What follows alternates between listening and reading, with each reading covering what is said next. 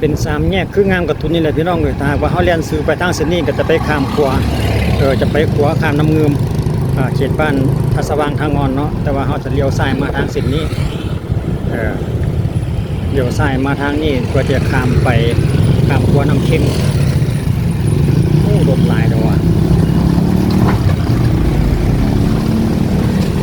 เพื่อที่จะข้ามขวาน้ำเค็มไปเขตบ้านนาคูนพี่น้องไปเส้นทางบ้านนาคูนแต่ว่าวันนี้ข้าพเจ้าจะให้ทุกท่านติดตามและอัปเดตเส้นทางที่ว่าเป็นเส้นทางลัดเส้นทางที่ว่าลัดออกไปซอดบ้านห้วยเตยพี่น้องซึ่งอยู่กับในเขตจากบ้านท่าสว่างนี่แหละตอนนี้เขาแล่นออกจากบ้านทางงอนเนาะมาเขตบ้านท่าสว่างก็จะข้ามขวาน้ำเค็มแล้วก็จะไปเลี้ยวซ้ายเข้าเขตหนองตะเลอะนะเขตหนองยาวเขตบ้านดงบองหนองยาวพี่น้องเส้นทางที่ว่าลัดออกไปหาบ้านห้วยเตยเป็นอีกเส้นทางหนึ่งที่ว่าสามารถลัดซอดออกไปหา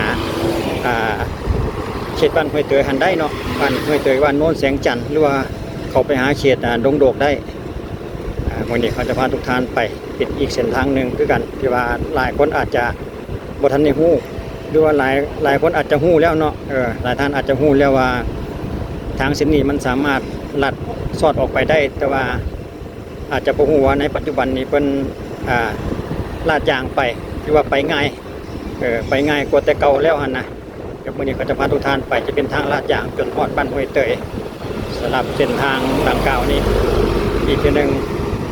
มันจะมีความยากง่ายส่ำใดในปัจจุบันพี่น้องช่วงกลางเดือนกรกฎปี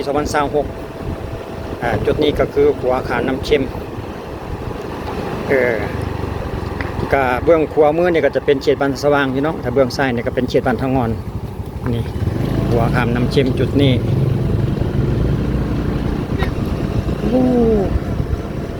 เบื้องก่อนช่วงกลางเดือนนี้น้ำจะหลายปานใดขอจอดเบื้องน้ำโคนน้ำเค็มก่อนแป๊บหนึ่งก็ยังบ่ทันหลายพี่น้องช่วงนี้ช่วงคนกำลังลงแต่ลงบ่ทันหลายปานใดปีนี้น้ำน้อยพี่น้องน้ำหลายคือแต่ละปีดอกคือแต่ละปีนี้น้ำท่วมแล้วซ้ำนี่นะเดี๋ยวเขาจะตัดคลิปไปเป็นช่วงเพื่อว่าให้มันแก่ยาวเนาะ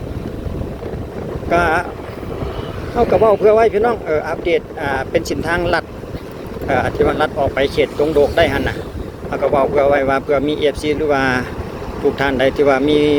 หลงทางมาแล้วก็โอ้ขึ้นได้ขึ้นดีโอ้อยากออกไปทางเส้นดงโดกก็น่าจังสินะ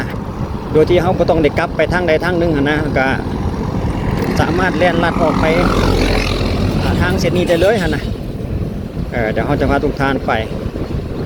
เส้นทางเดี๋ยวนี้เขากำลังแล่นออกไปหาเขตบ้านนาคุณน้อยที่ว่าซอดออกไปหาเส้นทาง13นี่กันแต่ว่าเขาสิพาทุกท่านไปเส้นทางลัดเพื่อไปเขตบ้านดงบองหนองยาวหนองตะเลอะนะบ้านดงบองที่ว่าจะผ่านวัดดงเพิง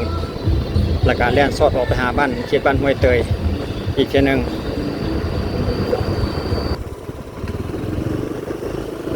นี่พอจะแล่นออกขวามาประมาณน้อยนึงแล้วก็จะสังเกตเห็นว่าพี่น้องแคมทางนี่นะตัวเป็นไหลทางนี่นะเป็นเกียมที่จะอนามัยแล้วเด้สองฝากข้างเลยเปลี่ยนจางปางบาทเมื่อก่อนนี่6กว่าหา6อ่ะ เพราะเส้นทางจากบ้านทางงอนเขาไปหาทางรถไฟลาวหรือว่าออกไปหาเส้นทางบ้านนาคูนน้อยนี่พี่น้องเป็นก็มีแผนการที่จะเตรียมเฮ็ดเป็นทางเปตงสำหรับเส้นทางจากบ้านทางงอนเขาไปหาเส้นทางเป็นทางแยกเส้นทาง13นึงฮะนะเป็น3แยกเขตบ้านนาคูนนะเป็นก็มีโครงการมีแผนการเตรียมที่จะก่อสร้างได้เป็นข่าวดีอีกข่าวหนึ่งสำหรับเขตเมืองไซธานีเฮาแล้วก็ไปเชื่อมต่อระหว่างเขตเมืองนาไซทองนะระหว่างบ้านทางวันเฮาไปหาบ้านนาคุณน้อยนี่เด้เป็นอนามัยไว้เตรียมที่จะดำเนินการก่อสร้างก็อยู่ทางไหนเลยพี่น้องทางแดงที่ว่าจะไปหาบ้านดงบ่องเดี๋ยวเขาจะพาทุกท่านไปใกล้ๆอีกทีนึงก็เป็นข่าวดีอีกข่าวหนึ่งพี่น้องสำหรับเส้นทางเส้นนี้เนาะที่ว่าแล่นเชื่อมต่อไปหาเส้นทาง13สายเหนือนะเพราะว่าผ่านมานี่อยู่โซนเขตบ้านหนองยาวนะมันจะมีคุมหลาย เดี๋ยวนี้เพิ่นกำลังเตรียมลงมือแล้วนี่นะสังเกตเห็นเพิ่นเอารถมาปรับมาอนามัยไหลทางนะแคมทางเป็นที่เรียบร้อยแล้วเตรียมที่จะลงมือแล่นจากขวาทางงอนมาแล้วก็จะมาอยู่ประมาณ1 กิโลเมตรนี่แหละพี่น้องแล้วก็จะมาเจอป้ายนี่เพิ่นบอกเลี้ยวซ้ายไปบ้านดงบองเนาะก็แล่นซื้อกับไปบ้านนาคูนน้อยเราจะมาตุทานแล่นสอดไปทางบ้านดงบองคือเลี้ยวซ้ายไปตามป้ายเพิ่นนี่แหละไปเบิ่งนำกันพี่น้องว่าเส้นทางดังกล่าวนี้ในปัจจุบันนี้จะเป็นคือแนวใด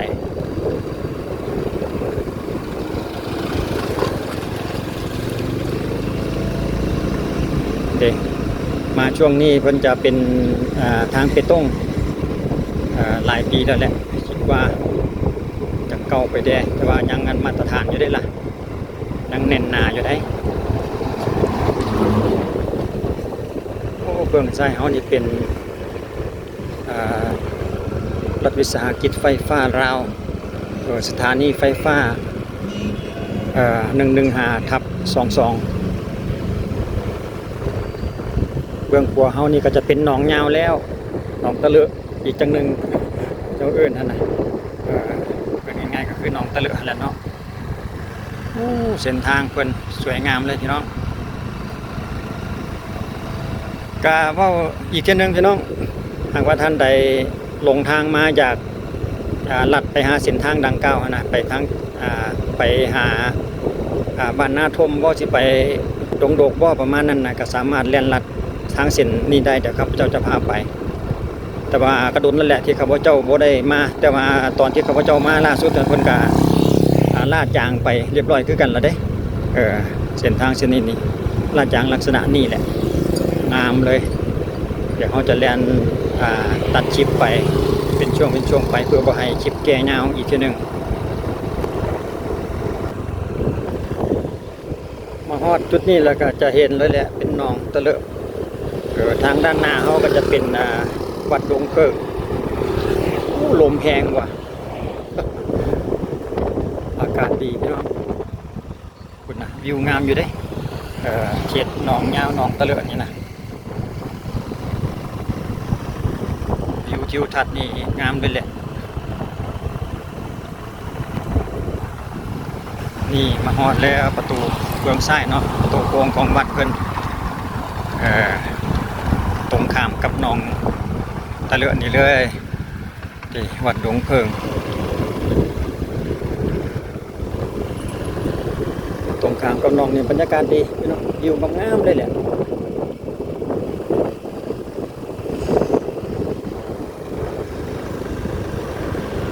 เป็นตะมานั่งพักผ่อนหรือว่าตึกเป็ดนี่ก็ได้เด้สำหรับจุดนี้เนาะเป็นบ่ได้ห่วงห้ามเกี่ยวกับการหาปลาสำหรับหนองตะเลอะนี่เนาะไปต่อก็สังเกตเห็นรถบรรทุกแล้วรถสินค้าเพิ่นการมักมาใส่นะหลายคนฮู้เพิ่นก็มาใส่เส้นนี้แล้วมันสะดวกอันนี้ทางวัดบ้านดงบ่องของเพิ่นตามที่คณะว่าข้าพเจ้าจำบ่ผิดทางลาดยางเส้นนี้เพิ่นหาก็เฮ็ดไปได้ประมาณ3 เดือนผ่านมานี่เองเนาะทางยังใหม่ๆอยู่ในชุมชนเขตบ้านดงบ่องพี่น้อง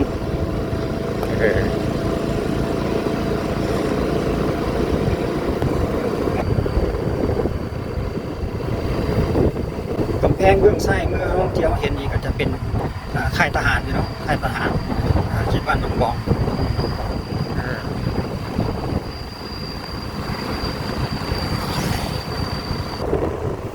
นี่ก็คือประตูโค้งทางค่ายเพิ่นเนาะมันจากสังเกตเห็นประตูโค้งของค่ายทหารนี่ก็จะแล่นต่อมาอีกน้อยหนึ่งจะเห็นเป็น3 แยกทางด้านหน้าเป็น3 แยกถ้าว่าเขาแล่นซื้อไปก็จะเข้าไปเขตบ้านหนองยาวไปหาบ้านหนองยาวแล้วก็สามารถแล่นเกี่ยวคืนเข้าไปหาเขตบ้านนาคุณน้อยได้คือกันเส้นทางเส้นนี้เนาะแล่นซื้อไปนี่เนาะจะเป็นเขตบ้านหนองยาวไปเกี่ยวเลี้ยวขวาไปหาอันนั้นบ้านนาคุณน้อยคือกันแต่ว่าเขาจะเลี้ยวซ้ายเพื่อที่จะออกไปเขตบ้านห้วยเตย การเลียนเรียบกำแพงจะเป็นกำแพงของค่ายทหารคือกันเนาะสำหรับจุดสามแยกจุดนี้ที่เขากำลังจะเลียนไปเป็นทางลาดยางสวยงามเลยแหละ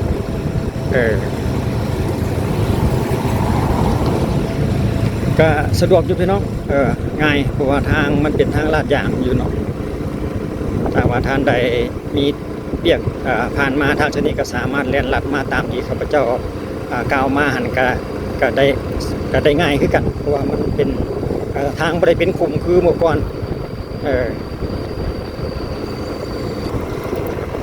สังเกตคือเลียนไปตามทางอย่างเลยเนาะโค้งใส่กับโค้งไปตามทางเส้นทางอย่างสังเกตหลักๆแบบนั้นส่วนทางด้านหน้าเขาอีกจะเป็นเมื่อก่อนเพิ่นกับพาเอื่นเนาะเป็นโรงงานเกลือเกาหลีอันไหนนึงนี่แหละที่ว่าเมื่อก่อนท่านนะแต่ว่าในปัจจุบันเนี่ยข้าพเจ้าเองก็บ่แน่ใจคิดว่าเพิ่นจะยกเลิกการเฮ็ดเวียกแล้วมั้งสำหรับโรงงานเกลือเกาหลีเพิ่นเพราะว่าบ่เห็นเพิ่นมีเครื่องจักรอันใดต่างๆอันนั้นบ่เห็นแล้วเนาะก็สิแม่นเพิ่นยกเลิกการนำใช้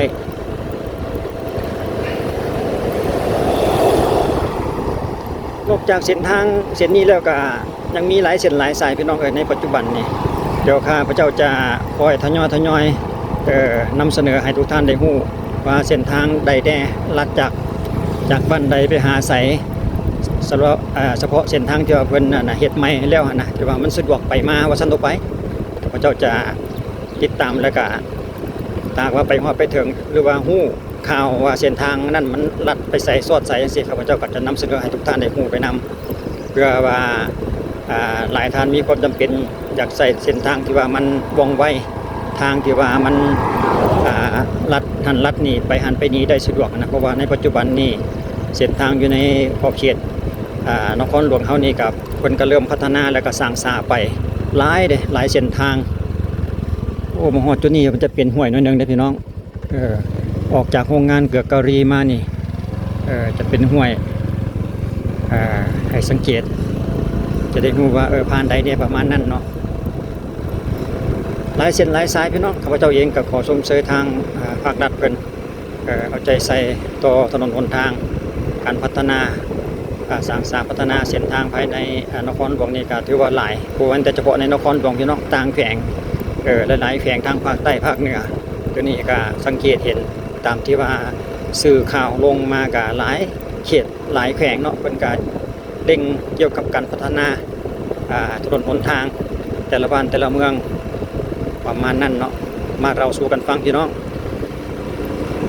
เดี๋ยวข้าพเจ้าจะเล่นไปอีกเรื่อยๆจนฮอดจุดใดที่ว่าเป็นจุดพิเศษมีทางแยกทางแบ่งแล้วก็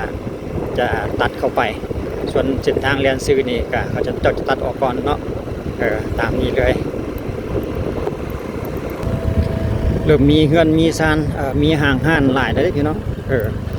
ว่ามีทางลาดยางจุดใดจะเป็นมีทางงามๆทางลาดยางใหม่ๆจังที่นี่ส่วนหลายแล้วก็จะมีเกี่ยวกับห่างห้านอุตสาหกรรมกิจการอันใดหนึ่งเนาะต่างๆเข้ามาหลาย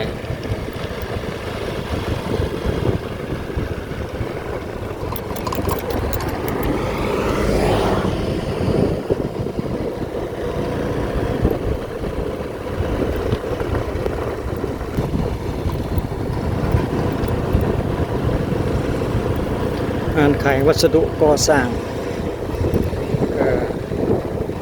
อยู่จุดใดแก่ใดก็มี ก็ดีจังนั้นพี่น้องเพราะว่าเดี๋ยวนี้เรากำลังพัฒนาเกี่ยวกับสร้างบ้านแปลงเฮือนมีหลายๆจุดหลายๆบอนมันก็จังสะดวกซื้อสะดวกจ่ายสะดวกขายว่าซั่นต่อไปการนำไส้สะดวกเอามาสร้างสาพัฒนาเงินไผ่ลาว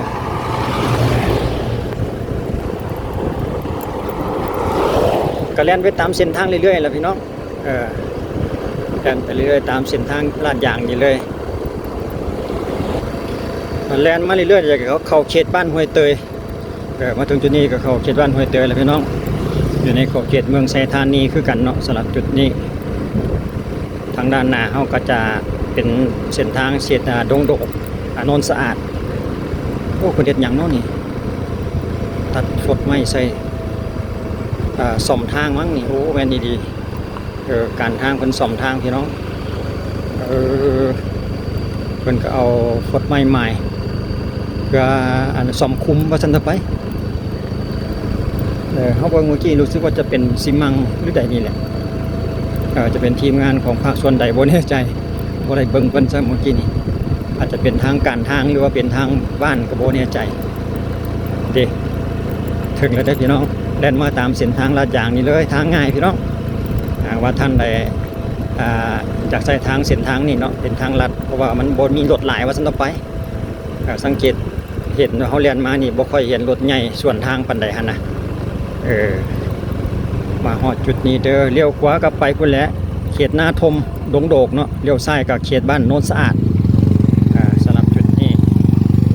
มีป้ายสต็อปจุดนี้เลยเดี๋ยวเขาจะให้เบิ่งอีกทีหนึ่งเดี๋ยวกว่าไปทางนึงกับไปทางเขตบ้านไปหนองพญาไปหนองบึกไปแล้วพี่น้องเดินไปทางสีเกิดไปเกี่ยวเขาไป53สายเหนือได้คือกันสำหรับไปทางกำขวาเนาะส่วนไปทางกำไส้ในกาหมดแล้วโนนสะอาดทางงอนกลับคืนคือเก่าหรือจะไปฮอดโนนสะอาดไฟแดงโนนสะอาดแล้วก็เลี้ยวขวาเขาไปหาดอนนูนคือเก่าก็เป็นยังได้คือกันสำหรับเส้นทางเส้นนี้กาอีกจังหนึ่งทางว่าท่านใดมาทางเส้นนี้แล้วเนาะมีความจำเป็นที่ว่าอยากไปเส้นทางเขตปันนาคูนบ่ไปหาทางงอนอยากลัดสุรวดลงทางมาแต่ทางโดกๆเนาะอยากกลับคืนไปเขตบ้านนาคูนเด้ขึ้น13สายเหนือเด้ว่าสิเด้ก็สามารถมาเลี้ยวเข้าจุดเขตนี้ได้คือกันเดี๋ยวเขาจะเบิ่งก่อนว่าเขาจะสังเกตสัญลักษณ์อันใดได้อีกทีหนึ่งบ่ถ้าว่ามาทางถ้าว่าเขามาจากเขตบ้านดงโดกเนาะเขาจะอวยรถกลับคืนก่อนแป๊บหนึ่งนี่สมมุติว่าเขามาจากบ้านนาทมเนาะมาจากดงโดกหรือว่ามาจากบ้านนาทมนะเขาก็จะแล่นมาแล้วก็สังเกตจะเห็นป้ายบ้านเพื่อนเขียนบอกว่าบ้านห้วยเตยสังเกตบ้านห้วยเตยได้พี่น้องถ้าว่าท่านใดอยากลัดไปเขตดงบองหนองยาวหรือว่าเขตไปหากลับคือไปหาบ้านนาคูนน้อยหรือว่าออกไปหาเส้นทาง13เหนือได้หั่นนะผมมาเจอป้ายของบ้านห้วยเตยเนี่ยก็แลนเบื้องซ้ายเลยให้เตรียมระวังที่จะเลี้ยวซ้ายเข้าไปมันจะมีทางแบบเป็น3แยกหรือ4แยกประมาณนั้นนี่แหละเส้นทางที่เขาเรียนเข้ามาเมื่อกี้นี้เนาะเส้นทางที่เขาเรียนออกมาเมื่อกี้นั่นเองพอจะเห็นป้ายบ้านห้วยเตยพวกเตรียมที่จะเข้าเบื้องซ้ายไปเลยตามที่เขาเรียนออกมาเมื่อกี้ผู้ฮอมนี่แหละเนาะจะบุมีป้ายบุมีซิวฮอมแต่ว่าก็ตรงข้าม ตรงข้ามกับบ้านนี่จะเห็นอยู่นี่ป้าย